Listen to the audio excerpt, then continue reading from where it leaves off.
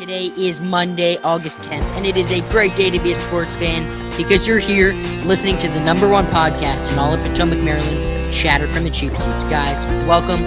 I know you've had a long day. It's been a struggle. You've gotten through the day, but you're here now. It's okay.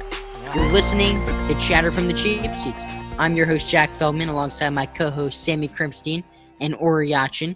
Make sure to follow us on Instagram and TikTok at chatter_cheapseatspod. Please leave a 5-star rating and review. That's very important. It helps us get to the top of the charts. And also leave a voicemail at 202-743-1767. That is 202-743-1767. Sammy, how you doing? I'm doing pretty good. Had a doubleheader yesterday for baseball, but I put on sunscreen, and I guess it didn't work that well because I'm super burnt now. My neck basically, which is like super sensitive, is like really red right now, and that kind of sucks. But fun doubleheader yesterday for sure. So it's all good. It's worth it to get sunburnt for baseball. It's worth it. How about you, Ori? Yeah, I also got super sunburnt. I was in North Carolina on a lake house, and I got super burnt. Like it was really bad, and it still hurts. And then today I played some baseball, played some tennis, had a pretty active day. But other than that, I'm just settling back in because I came back yesterday from my trip. But Jack, did you get burned? Did you have pain day? I'm not currently burnt, but I actually just recovered from a pretty bad sunburn. So that's actually kind of a weird coincidence that all three of us were sunburnt in the past week or so. But I had a good day.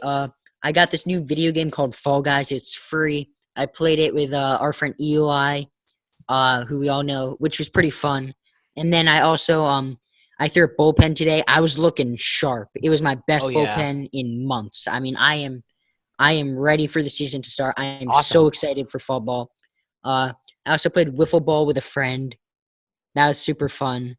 And yeah, I'm just I'm just looking forward to this all day. This is the most entertaining part of my evening. Absolutely. But anyway, let's get on now to the first topic, which so everyone knows that we did the MLB season preview where we broke it down by division and we predicted each team. So we're going to do that now, but we're going to do it with football. So if you guys have any questions, concerns, comments about these, if you guys agree with our predictions, if you guys disagree with our predictions, feel free to let us know on Instagram or TikTok at chatter_cheapseatspod. We post our highlights on that. And we're also making a YouTube where we're going to post full episodes where you can see our faces. Yep. Or you can see our gorgeous faces, or better yet, my gorgeous face, and also Ori and Sammy's face. But I know you guys are really there for my face. But and we're also going to be posting highlights. We also have started doing that on Instagram and TikTok. But if you want to sub to our YouTube channel, it's going to be Chatter from the Cheap Seats Pod, or just Chatter from the Cheap Seats. It's not going to be like Chatter_Cheap Seats Pod, which is our Instagram and TikTok. Or if you guys want to leave a voicemail, 202-743-1767. But anyway, now, so we're doing the NFC East today. And Sammy, do you want to start us off? I will. And the two teams I have at the bottom of this division are both tied. So I'm going to go with the one that I think is worse, just based on roster talent. And that is going to be the New York Giants. And I'm sorry to break it to you, Jack. I know you're a Giants fan and everything, but there's nothing about this team that screams to me they're going to win more than 5 games. I mean, that's bad. More than 5 games, but I think they're going to be better than the Redskins. I think that you got Daniel Jones, who I think, and I'm the most biased Dwayne Haskins fan ever. I went to the same high school as Dwayne Haskins, so I'm a very big biased Dwayne Haskins fan. But I do think as of now, Daniel Jones is a little bit more polished than Haskins. I think he's a better quarterback as of now than Haskins. I think Saquon Barkley is one of the best. He's a top 3 running back in the NFL. He's a transcendent talent. I don't think anyone disagrees with the fact that he's incredible. I think you got some pieces at wide receiver with guys like Sterling Shepard and Darius Slayton. Their defense is bad, but I think that their offense isn't that bad. If you look at it, they're not that bad. And I think their defense. I think the Redskins have a good D line and Terry McLaurin, but other than Terry McLaurin and their defensive line, they're not a good football team at all. I think they're worse than the Giants. Now, let's remember, it's not the Redskins anymore. Washington football team. Yeah, I'm so I sorry. feel like I'm gonna keep forgetting that, but Same. Washington with time, I'm sure that we will get used to it. And with the Giants, I agree with you. Saquon Barkley is obviously one of the best, and they have some pieces at wide receiver that are nice, but this defense is so bad. Yep. And they really didn't do enough to change it. I thought they would maybe try and get some big pieces or improve it through the draft, and they didn't really do that. They got Blake Martinez, but he had a down year last year. I mean, if he returns to form where he was a few years ago, where he was leading the NFL in tackles, maybe it'll be a nice piece. But the defense is not looking good for the Giants, and offensively, I think the Redskins are slightly underrated. I think Haskins has shown that he can make good throws, that he can be successful. And the football team, Washington, I have also with 4 games. So these teams are pretty even. I just think the Redskins are a little bit better. But anyway, back to Haskins. He's shown he can make good throws. His last 2 games of the season where he was healthy, he put up QB ratings over 120. Really impressive stuff from Haskins to end the year. And I think towards the beginning of the year where he was really struggling, it was rookie jitters. I think if we have a season this year, which all of this is assuming that, we won't know, but if Haskins can get off to a strong start, I think he can have a really good year for Washington, and even better than Daniel Jones. I will say Daniel Jones played a little better last year, but I think the offense for the Washington football team is slightly underrated. And the defense is a little bit better because they do the offense have though. I think you got AP at running back, who I like. Also, Bryce Love, who played at Stanford. He was second in the NCAA in rushing yards in 2017, and he's dealt with injuries these past few years. But if he could get back to that form, he could be thrown in there at the running back position at a very high level. And Sammy, when you said that, like the Giants don't have any pieces, I just want to quickly point out that they did draft Xavier McKinney at the safety. In the second round. I really think he could have gone in the first round. I think he's going to have a monster year. I mean, I know safety. We had this discussion with Jamal Adams. Isn't the most what's the word? Sought after, impactive. It's not the most it doesn't impact a defense as much as say a cornerback or a linebacker. But I really think that he's going to have a monster year. Yeah, Ori, what do you? Defense is bad. But. Yeah, I mean, I have the Giants at the bottom of this division. You know, I think the defensive struggles are just going to be too hard to overcome, even though they did add, good pieces through the draft. I'm actually lower than all of you guys. I have them winning 2 games. Oh my God! I think that Daniel Jones is not going to play as well as he did in his rookie year. I think he's going to have like a sophomore slump. I have the Redskins above them with 3 wins, so it's not like I'm too high on either of these teams. But I just kind of wanted to ask you guys, Haskins was kind of heating up towards the end of the season, as Sammy mentioned. And Daniel Jones, showed that he could play very well, but also showed that, he has flaws. So for this upcoming season, who do you think will perform better, Daniel Jones or Dwayne Haskins? Like I said, I think Haskins is going to, like Ori said, and like I was saying before, at the end of the year, Haskins was showing that he can perform in the NFL at a good level, a very good level. That last game in those last 2 games that I was talking about with the QB ratings, one of them was against the Philadelphia Eagles, who have one of the best defense in football, which we'll talk about a little bit later with this division. But he played well against a good defense, and that shows you something. I think Daniel Jones, yes, he was okay last year, but there's nothing about his game that has shown me he can perform at a high level in the NFL. Sammy, he was fantastic at the beginning of last year. He had a really good rookie year. What do you mean? He had much better than Dwayne Haskins. Well, I mean, for Haskins, I just think when you look at the throws and the competition that they played, I think they play Haskins. the same team. They're in the same division. I mean, I'm not. I I said before, Jones had a better rookie year. I'm not trying to say that he didn't, but for Haskins, it's just a case of I saw at the end of the year he can make high-level throws and he can perform against good teams, and I just didn't see that from Jones. He did okay. In the beginning of the year, yes, was good, but against high-level competition, he did all right. That's about it. Okay, Yeah, that's fair. Sammy, what did you have the Redskins at again in the Giants record-wise? I had them both at 4 wins. I mean, 4 none wins. of this, Okay. none of this is by like a landslide. I think it's just a smidge. I think Haskins is going to have a nice career, but next year I think he's going to be a smidge above Daniel Jones. And with these two teams, they're about at the same place. They're not good teams. They have weak defenses after losing some pieces.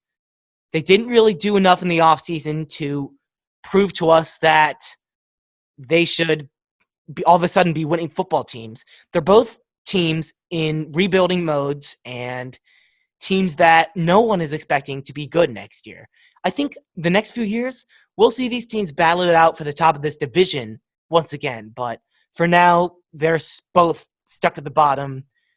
They're both not good teams. And Right. Ori, you had the Giants at 2 I wins had the Giants in 2-14, and the and the Redskins Redskins at at 3. 3 Okay, and I had the Giants at I had the Giants at 4 wins. I had them beating the Rams, the Redskins twice, and then the Panthers. Or not the Rams, the Bengals. And then I had the Redskins winning 3 games. 3 games. So now I'll move on now to the Eagles. So I had the Eagles in second place in the division. I had them going 8-8. I look at their team on paper; they're a good football team, but I feel like I don't have complete trust in Carson Wentz yet. I feel like he still has something to prove to me, whether he can stay on the field and out of the hospital right now. He's been hurt very consistently, has not been able to stay healthy. I think I had them at 8-8 because they're supposed. If you look at their team on paper, they're a 10-win team, but it never seems to fall that way. They always seem to have a middle of the road record, whether it's 9-7 or 8-8. They never have that break. Ever since they won the Super Bowl, they haven't really had another really solid regular season. So I had them in 8 games. I'm going to absolutely agree with you here. And as you said, on paper, the Eagles look like a Super Bowl contending team. Carson Wentz, who has at times shown us that he can be a MVP level QB. Alshon Jeffrey, who has been slightly inconsistent, but last year was a really good year for the Eagles. And on paper, they're a great team, but you can't say that every year when the results are mediocre. At some point, you got to be like, all right, we can't say that they're going to be winning this division every year because we've said that these past few years and they have not proven anything to us.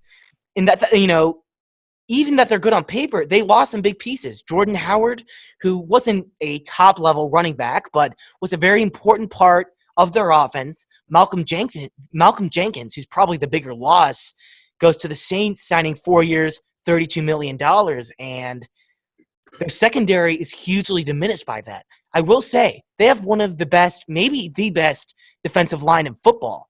I love with Fletcher Cox. It's phenomenal. It's a solid. Yeah. You know who else is good on paper though? Who? The Mets. I would not say that the Mets are a good baseball team. Yeah, but I have the just before Ori goes on, I have the Eagles at 9-7 in second place. So Ori, what do you have to say about the Eagles? Fair. Yeah, well, I also have the Eagles in second place, but I actually have them tied record-wise with the Cowboys. I think that the top 2 teams in that division, they've always battled for that number 1 spot, and I think this year it'll be a battle yet again. I have them winning 10 games, so I'm a little higher. I just think that, Carson Wentz, if he can stay healthy, which is a big if at this point, but I believe that it's about time. He's had a bunch of injuries, and I think that he could stay healthy this year, and the Eagles could find success. And, as you guys said, they have been good on paper for the past few years and haven't been able to really prove it, and I think this is going to be their prove it, kind of not breakout, but it's going to be one of their better seasons. So I have them winning 10 games, and then also the Cowboys for me are in first place, just like both of you guys. So, my main thing with the Cowboys is they finally got a new head coach.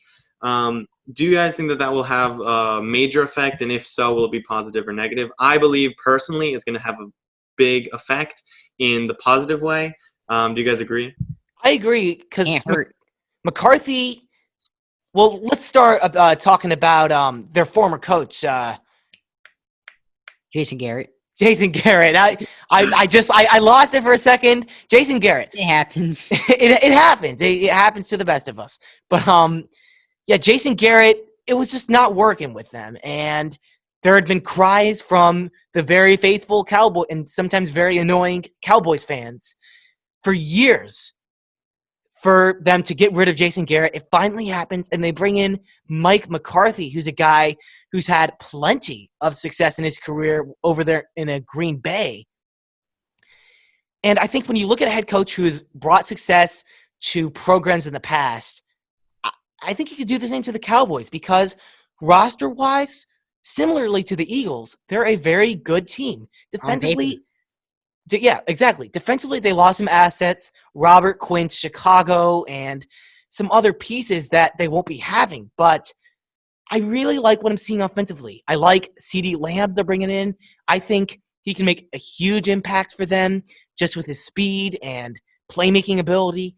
Dak Prescott, as much as people say they hate him, I think he's still a top 10, maybe better QB in the league. He's shown that he can convert consistently on short throws, and that's really where Mike McCarthy has thrived in his career and where this Cowboys offense thrives. I think the Cowboys are a good team. I have them with 11 wins, 2 games over the Eagles, because this offense is really good. And I didn't even talk about Ezekiel Elliott or Amari Cooper, both guys that we know can be top-level guys in this league. I really like the Cowboys and like the Eagles. They're a team that has been very good on paper for a while and on occasion has mediocre results.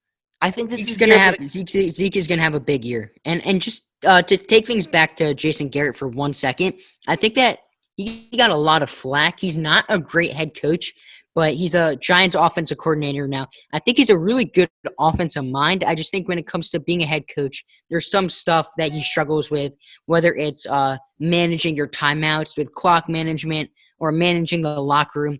I don't think he's good at specifically head coach duties, but I do think he's a good offensive mind, and I think he'll be a good offensive coordinator for the Giants.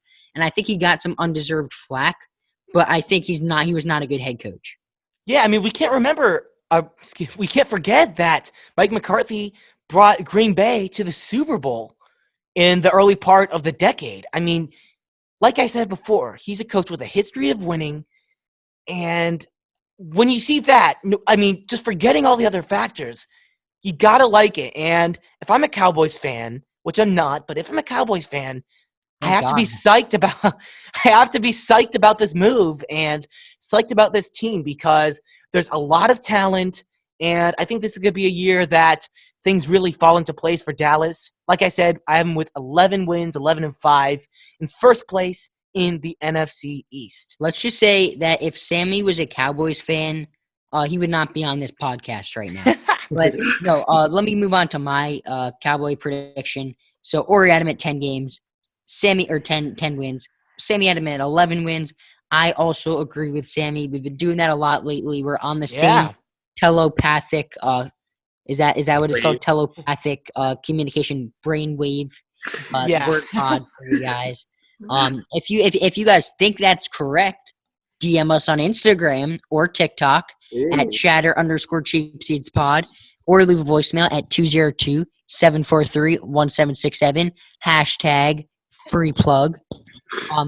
But no, I have them winning 11 games also, like I said. I think that they're a very talented team. I don't know how the hell they got CeeDee Lamb with their draft pick.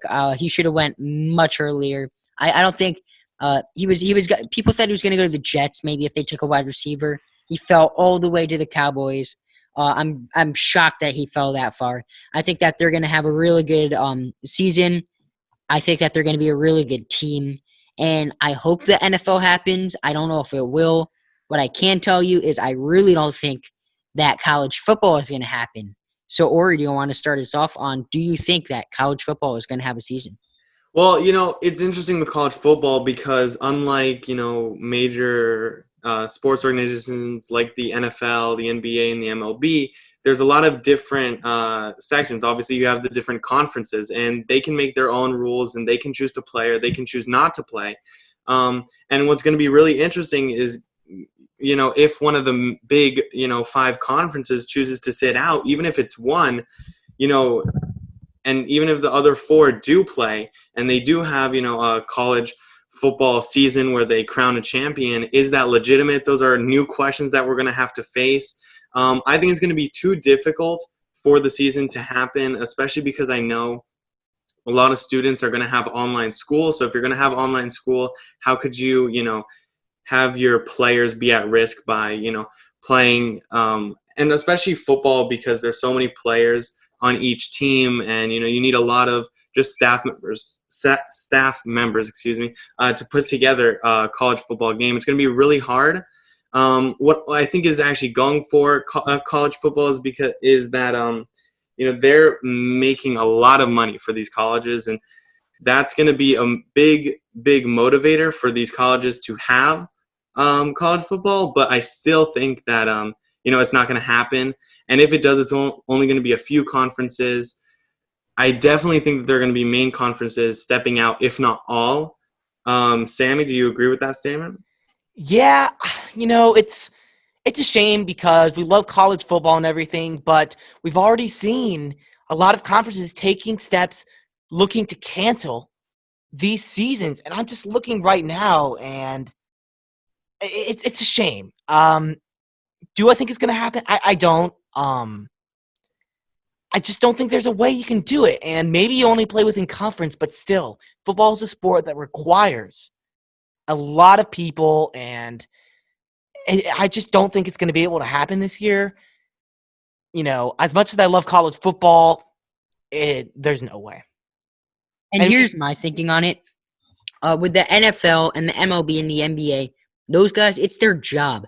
They depend on that. You might think, oh, they're making a ton of money. That's not the case for all of them. League minimum, there are a lot of players making league minimum, and there are a lot of players that come over from the Dominican that have to provide not only for themselves, but also for their entire extended family. I'm talking brothers, parents, aunts, uncles, and $500,000 a year cannot do that.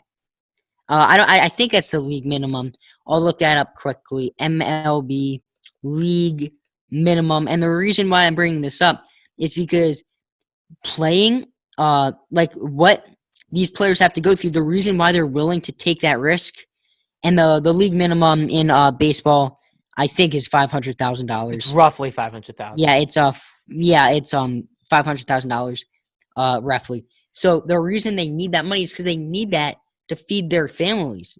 With college athletes, I assume that the scholarships wouldn't be taken away if there was no season. They would still be able to get to college. They don't depend. They're not feeding their families. They're not getting paid anything. They don't depend on college football to keep their families above water, their heads above water.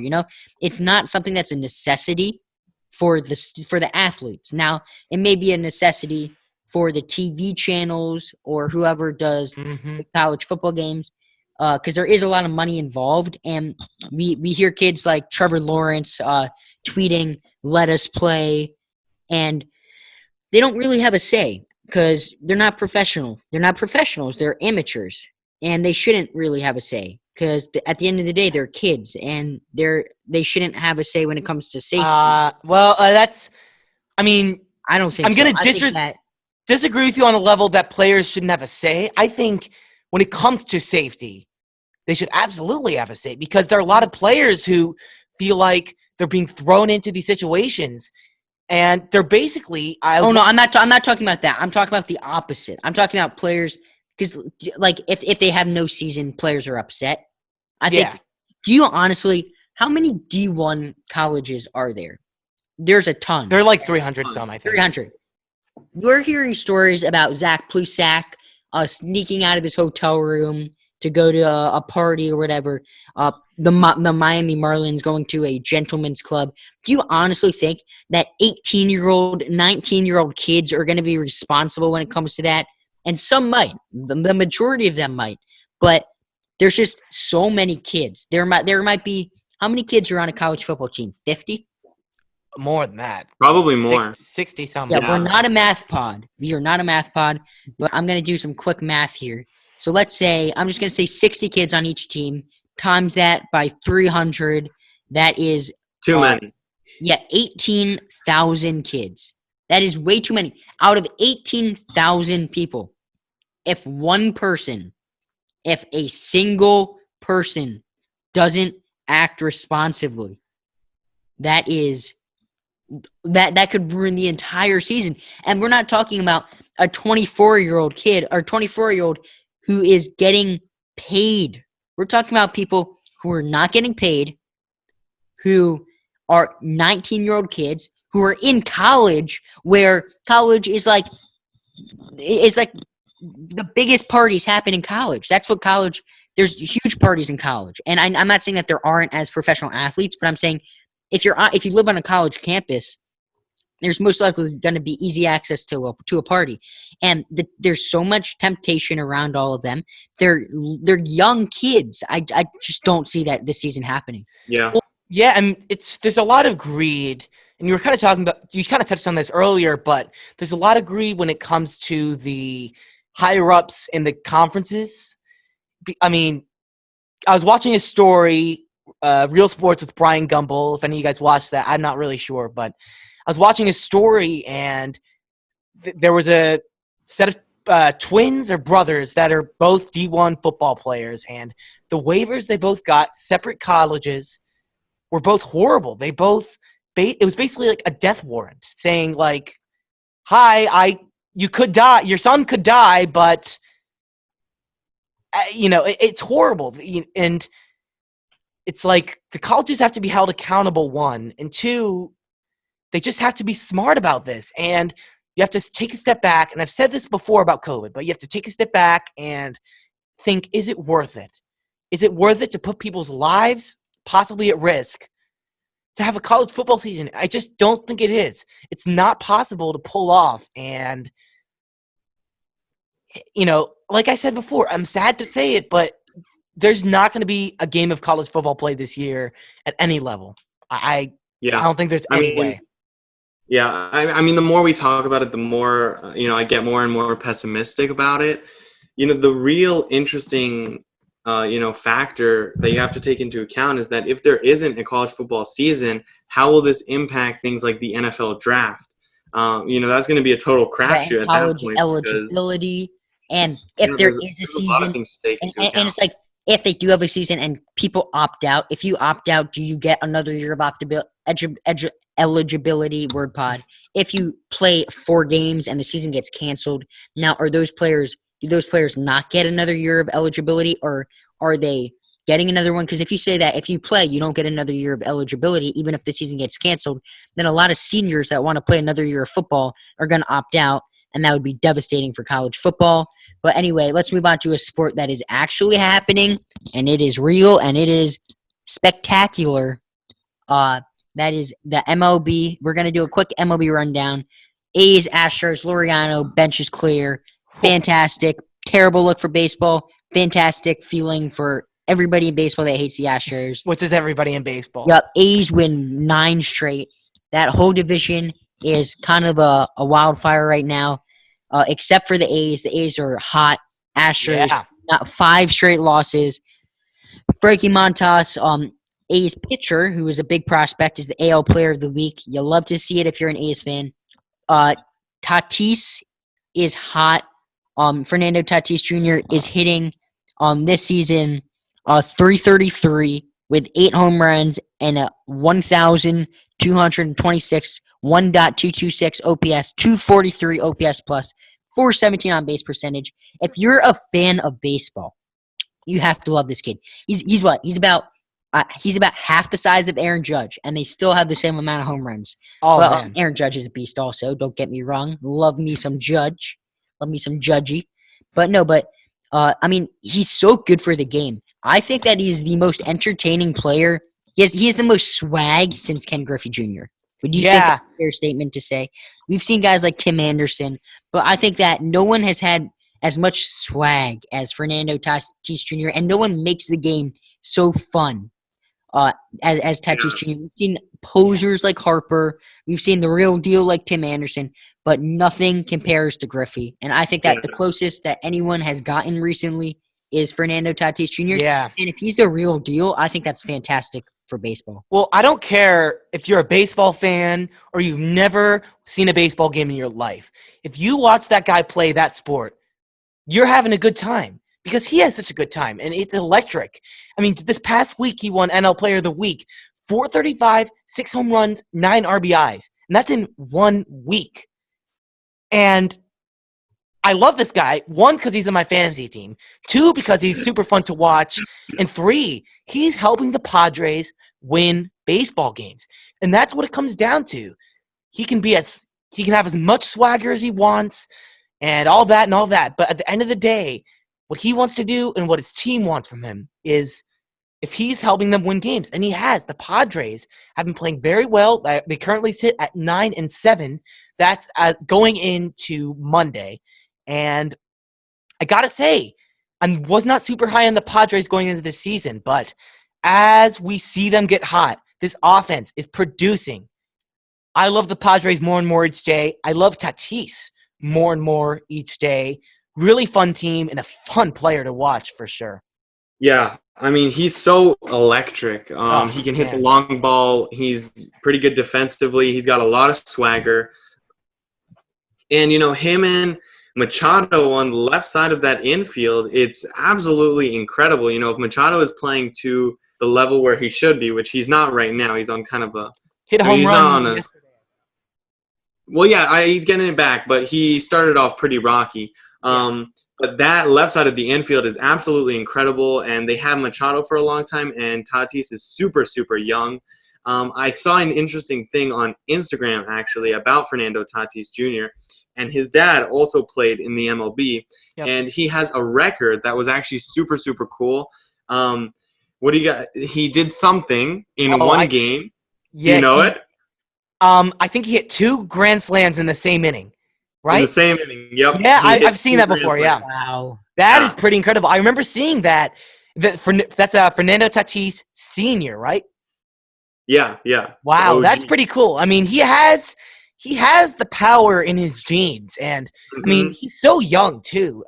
How old is he? He's like, I'll look it up now. Fernando Tatis Jr. age. He is 21. Jeez. Oh my God. Acuna. But let's move on now to the other exciting news in baseball, which is the Astros and the A's benches clear after I'm blanking on his name. Laureano gets hit. He gets hit 3 times in the series, twice in the game, and then he gets to first base. And he kind of was mocking the Astros pitcher that hit him a little bit. Wasn't nice, but it was also hilarious at the same time. He was giving him fake instructions on how to throw a slider. And basically, the Astros hitting coach starts chirping him. And he's chirping him, and he comes out of the dugout, and he basically says, "Come at me, bro." So Lorana did that, charged the dugout. A wall of Astros formed in front of him, and he starts taking a step back like an absolute B word. And anyway, yeah, so he gets tackled, and it's not a good look for baseball from a COVID perspective. And if you guys want, John Boy did a breakdown on, just look up John Boy Laureano fight. It is hilarious. You guys should really watch that. Sammy, Ori, have you guys seen that?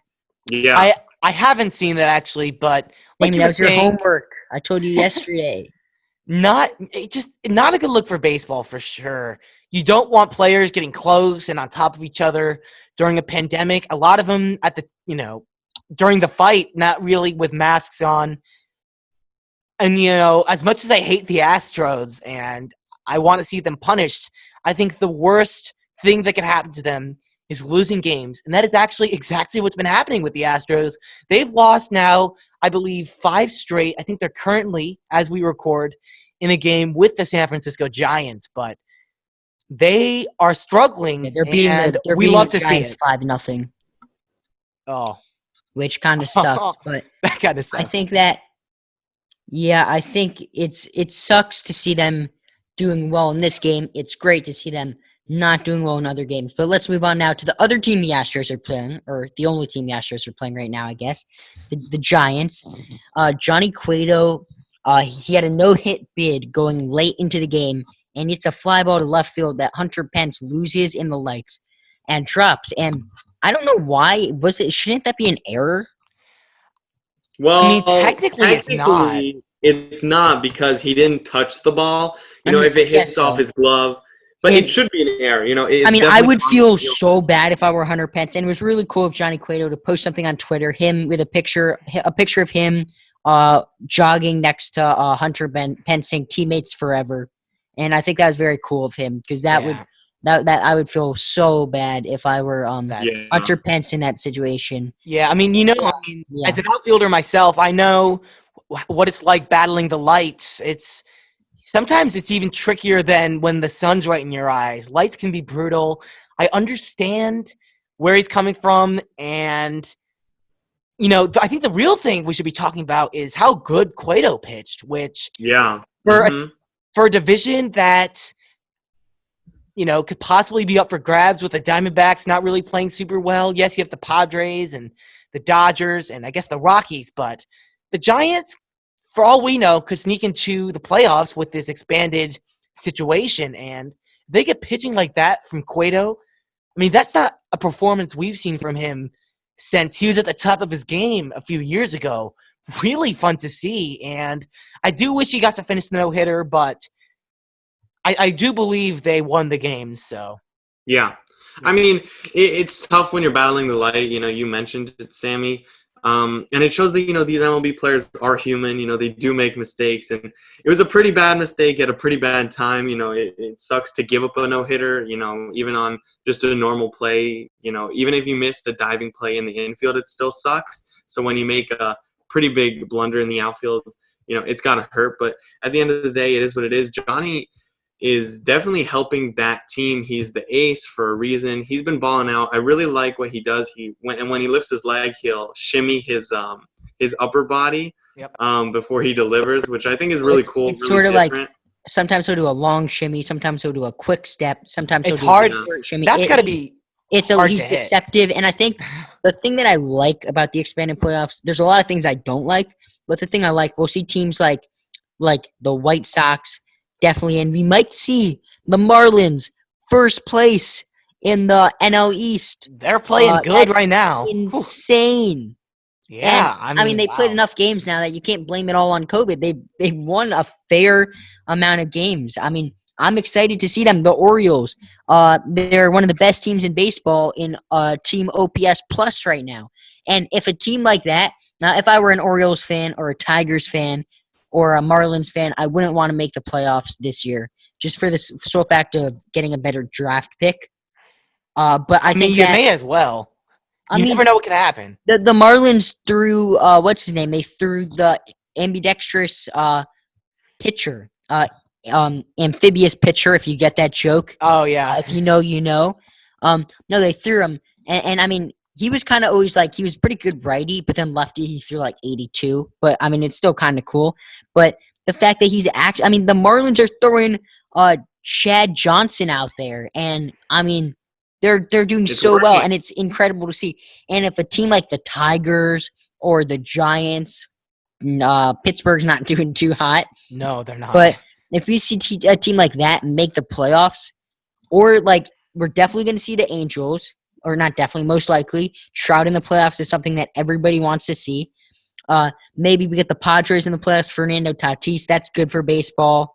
Yeah, I mean, It's just like really good. And another team, like let's say if the Blue Jays sneak into the playoffs, they're young, they're dumb. Guerrero Jr., Bo Bichette, Kevin Biggio, they could make a run. You never know. well, yeah, and as time passes, the 16-team playoff is growing on me. Just for this season, just because it's different, 60 games, and I don't love it necessarily, but I'm liking it Are definitely- more than I did. And Yeah. because I do think it would be cool to see some of these teams that never get in, get in. They should not keep it or even think of keeping it. I think the format baseball has currently, the 5-game per league thing that they have, is perfect. I don't want to see them mess that up. And I think the 18 per league. Whoa, for Astros now. player just gets hit alert. Uh-oh. We It need was- like a it was buzzer not every on time that purpose. happens. Yeah, it was a slider on the foot, but he looks like he's in pain, which is awesome to see. No, Jack. Oh, my God. Jack I'm is- not the guy that said Jack go is for the ruthless. head. That was Ori. Ori I said did go say for the head. I think that's say wrong. go for that. It hit him in the foot. Oh, it didn't hit him. It bounced on the ground and then came back and hit him. So maybe he doesn't even get the base. Oh, they're going to give him the base. Yeah. But now let's move on to the next sport, which is going on right now, which is the NBA. We play in basketball. Ball. We love that Hey. basketball. But anyway, Okay. just to run you guys down on some highlights of the basketball season. Who will get the 8th seed in the West? That's a big question. Pelicans and Kings knocked out. No Zion in the playoffs. Mavericks with key wins. Jazz over the Jazz 122 to 114, and over the Bucks 136 to 132 in overtime. Sixers are banged up. Can they overcome Tobias ankle questionable? Simmons out for the season, kneecap. Embiid ankle questionable. Horford knee questionable. I don't know if they'll be able to overcome. So I guess let's you guys want to finish with the 8th seed in the West because that's kind of the big topic. Yeah. Or- Yeah, let's do it. Let's start with the Sixers because Okay. I'm a Sixers fan. You're a and- Sixers fan. You never Yes, I I am. did am a not Sixers know fan. that about you. Wow. Wait. What? Wait. But the one thing I don't understand, if you're watching this on YouTube, you'll see me doing my curls with the Oh, yeah. 5-pound yoga weight. Jack getting those games. Oh, yeah. Okay. I'm at work. But anyway, I don't understand. So you're a Ravens fan. You're Yeah. an Orioles fan. So Correct. why aren't you a Wizards fan, I guess? 'Cause Well, Baltimore is it's closer to Philadelphia probably than it is to DC. I don't think maybe? so, is it? No, Probably not. Probably not. Baltimore is closer to DC, That is but an awful take, Sammy. yeah, awful take. Sammy. My My geography's off today. I don't know why I'm thinking of this, but this is an interesting point. Do you think Baltimore? I had a teacher tell me, and I argued with this teacher that he said Baltimore is not in the DMV. I said, yes. I mean, DC, Maryland, Virginia. It's in the Baltimore is in Maryland, and like we had like a 45-minute conversation about this, and like I don't understand. You know, I mean, There's no- it's in the that's DMV. wrong. I mean, isn't DC, it? Maryland. But there's two different Okay. interpretations. I might have been wrong because like it could be like the DC, Maryland, Virginia area, which is like DC and the suburbs of Virginia around DC, like And then Alexander, Maryland and then like and Potomac and Bethesda and like the suburbs around Maryland. But I mean, technically, it is Baltimore is in the DMV. for sure. Yes, absolutely. Yeah, but No I mean, question about it. Yeah, let's get back into NBA though. We've talked about U.S. geography a little too much. But yeah, so the Sixers get hit hard. Simmons had to go out for the season. He's undergoing knee surgery. So our not best player, maybe second best or best, depending on who you think is better, Embiid or Simmons, is out for the season. And a team that was already not doing that great in the first half of the 8 games. Of the bubble regular season, it's horrible news that we just lost our point guard. And then Jack talked about it. We have Tobias, Embiid, and Horford all with questionable injuries. So Sixers, a team that is not healthy right now, a team that just lost one of its star players. I mean, we're on the struggle bus for sure, and it's going to be really, really hard. I hope that, the only thing good that can come out of this season for us at this point is that we fire our head coach. He's been horrible. When you don't know how to pair Embiid with Simmons, one of the top players in the NBA, and you had so many seasons to try to figure it out, and you still don't know how to pair those two star players, then it's on the coach at some point. Yeah. And maybe they're Who's the not coach again? comparable talent. Maybe Who's the they're coach not again? a good pair, but when you compare James Harden and Russell Westbrook, I think anything is possible at that point. So I think we need a better coach. Who's the And 76ers if coach this again? season, what'd you say? Who's the 76ers coach again? I think his name's Brett Brown, but I know he's horrible. That's what I know. Really? Yeah, it's Brett Brown. It's Brett Brown. But when you can't pair those two star players for so long, I hope obviously if we do well, I'll be happy. But if we don't do well, at least get this coach out of here. That's my take. Do you guys think that this is basically over for the Sixers now? If they had finals hopes, do you think it's over now? For me, it's kind of a death sentence because now they have the 6th seed. I think they had the 5th seed going into the bubble. Now they sit at number 6, which is I think almost certain they're going to stay at number 6. So they're going to play the Celtics, and the Celtics are looking pretty good, and they're very talented. I mean, for all we know, they could get swept without Simmons. And even if all those other guys are back, they're still going to be a little banged up. I mean, when you come back from injuries, especially to your lower half, which is all those where they are, it's tough to come back from in basketball. Basketball's a game where you're sprinting down and back, obviously, and it's going to be a lot of wear and tear. The Sixers are definitely not at full strength, and I don't even think they could beat the Celtics when they are at full strength. I think the Celtics could have it pretty easy against the Sixers in the first round of the playoffs, and it's a shame because I do like the Sixers. They're a good team. I love Ben Simmons. Embiid is a monster, but sometimes fate's not on your side, and that was the case here this season in the bubble. Yeah. Totally. And, we talked about, I had a hot take a few podcasts ago about the Mavs making it to the finals. And they were having not a great start. They obviously had that incredible game against the Rockets where they lost in overtime. That was extremely high scoring. But they've gotten some key dubs against the Jazz and the Bucks, which was actually in overtime as well. Yep. So with Luka Doncic and Kristaps Porzingis playing well, and, as a team, they seem to be picking up some more victories and playing better than they were at the beginning of the bubble. You think that they can actually make a run in these playoffs, or you think that they're going to get booted out pretty quick? Because they do have the 7th seed, so they're going to have it tough if they end up facing the Clippers.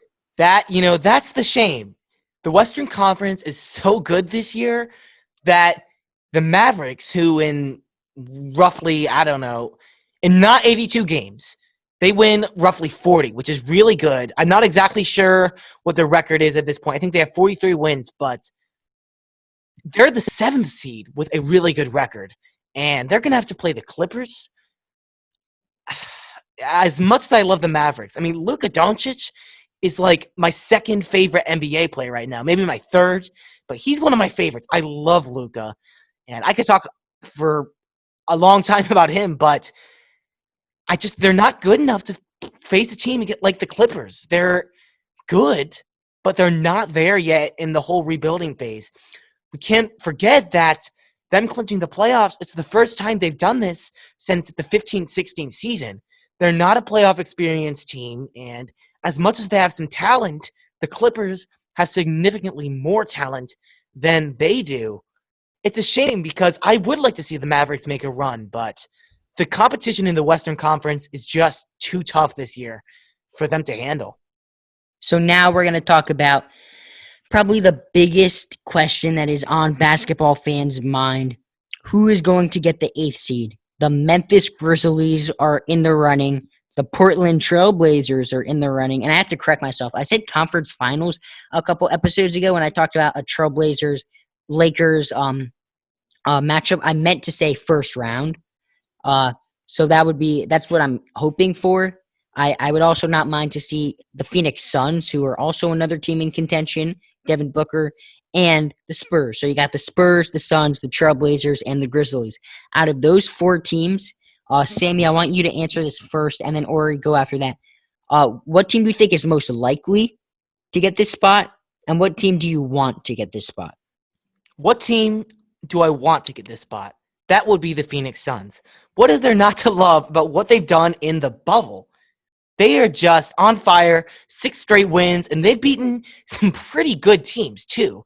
gotta love the Suns and Devin Booker and DeAndre Ayton and the whole squad for the Suns. But it's going to be tough. They're currently a game behind the Grizzlies, and so they'd have to win 2, while the Grizzlies would have to lose 2 for that to happen, and I don't know. I think it's going to be the Trailblazers, and at the end of the day, it comes down to schedule. The Grizzlies, I think, are maybe a better team.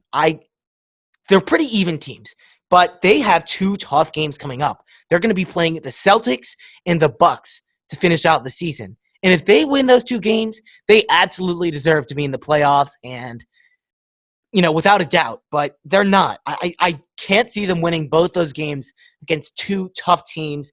The Trailblazers, on the other hand, are going to be playing the Mavericks, like we said before, a good team, but not as good as the Celtics or the Bucks, and the Nets, one of the worst teams in the bubble. So, and the Trailblazers are only a half game behind where the Grizzlies are. So, just doing the math, I know we're not a math pod, but just not a math pod. Doing the math here, I think it's a lot more likely that the Trailblazers could slip in because it's very likely that the Grizzlies lose both these games, and I think that the Trailblazers are good enough to win at least one. With the Spurs and the Suns, which both sit a game behind the Grizzlies. I think it's going to be too hard mathematically for that to all fall into place. A half game behind for the Trailblazers with 2 games to go, it's very possible, and I think it's likely. I think we'll see the Trailblazers steal that 8th spot from the Grizzlies, and they're going to sneak in the playoffs. Yeah, well, and also, you got to think about it. What'd you say? Oh, no, I was just going to say, I think that I think the Trailblazers are going to get the spot, and I think I want the Trailblazers to get that spot. And just to quickly intercept, Lance McCullers, the Houston Astros, has a no-hitter through 6 innings pitched. That is not what we want to see. Boo! But anyway, you got to love it. Any no-hitter? No, I want this to get broken up, and I just jinxed it. Now he's going to finish it. Yeah, hopefully not, but... No, but I think that the Trailblazers are the team that I want. I think that they're going to be the ones in. I wouldn't mind seeing the Suns. I don't want to see the Spurs. I don't think it's going to be the Spurs. And I don't want to see the Grizzlies because other than Mike Conley, they don't have many interesting players. Ja Morant is not interesting. Oh, I forgot. I forgot about Ja Morant. I forgot about Ja Morant. If Ja Morant isn't interesting, nothing. But I would rather see Devin Booker than Ja Morant.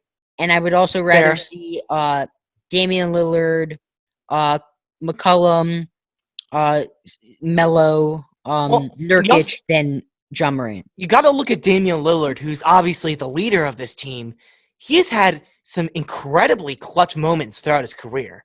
And if he's not going to come through the clutch in these final 2 games, he's going to come through the clutch, guys. Don't worry about that. If one of these games is down to the wire, trust Dame to do whatever he does best to just end it.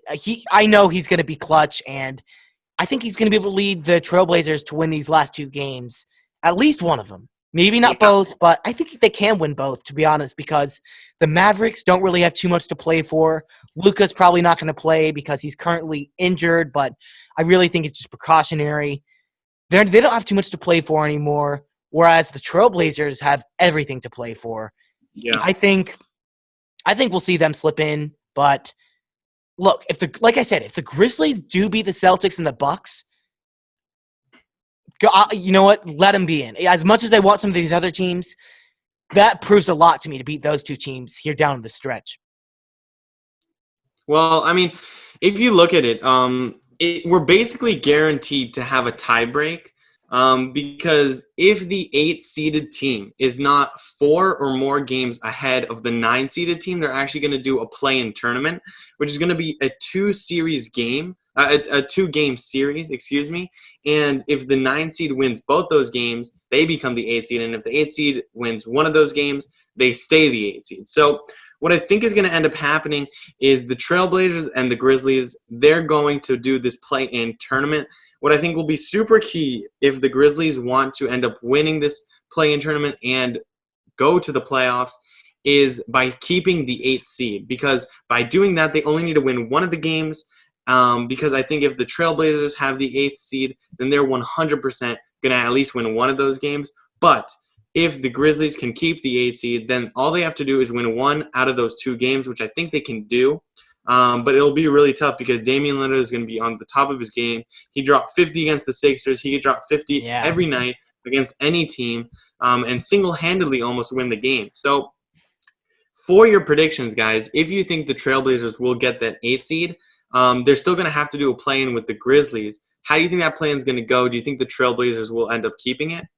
I think they will because, like I said, Damian Lillard is a guy who has throughout his career shown that when the moment comes, he can execute. And I love John Morant and I love the Grizzlies team, but I think they're currently a little too inexperienced playoff-wise to come up clutch. And even if they do stick onto the 8th seed, I think the Trailblazers could win 2 games. I think they are, the Trailblazers, a slightly more talented team than the Grizzlies, and they have more experience. I think we're going to see them in the playoffs almost for sure. I'm really feeling strongly about it. Yeah, I would agree with that. But that is going to do it for us on this episode of Chatter from the Cheap Seats. Lance McCullers still has a no-hitter with 2 outs in the 6th inning, or the 7th inning might be, just cut to the highlight.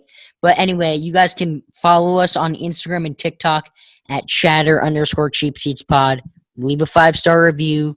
Leave a voicemail at our voicemail number, which is 202-743-1767. Ori, any last words? No. Thank you guys for listening. We love your support, so please do, check us out on all the social medias. Call us on the voicemail, as Jack said. We like hearing from you guys, and hopefully you guys enjoyed the new YouTube channel. If you do, go like and subscribe. But yeah, thank you guys so much for listening. That's all I got. Yeah, another fun episode, as always. This is actually a particularly fun one. I like talking about the NFL, getting into those previews, assuming that we're going to have a season. NBA and MLB have both had some fantastic action. Love to talk about it with y'all. And, yeah, that'll do it for us. Thanks for sticking to the end, and I'll see you guys next time. Just to close it out here, chatter_cheapseatspod, chatter_cheapseatspod, chatter_cheapseatspod. I am burning it into your brain. Don't forget to follow us on Instagram, TikTok there. 202 it went away. Okay, 202-743-1767. 202-743-1767. That is our voicemail number. Chatter from the Cheap Seats. Is it just Chatter from the Cheap Seats? Chatter from the Cheap Seats podcast. What's the YouTube name? Chatter from the Cheap Seats. Chatter from the Cheap Seats. Plain and simple. Plain and simple. We got a new logo in the works. We got big things coming. We have big dreams, big expectations. Massive big time content. Yes, sir. And that will do it for us on episode 25. Yes. I believe it's 25. Quite a significant number. Could be 24. Not sure about that. Not a math pod. I'm pretty sure it's 25. Number 25. Wow. I'm proud of all of us for that. But anyway, yeah. So see you guys next time on Chatter from the Cheap Seats. Bye.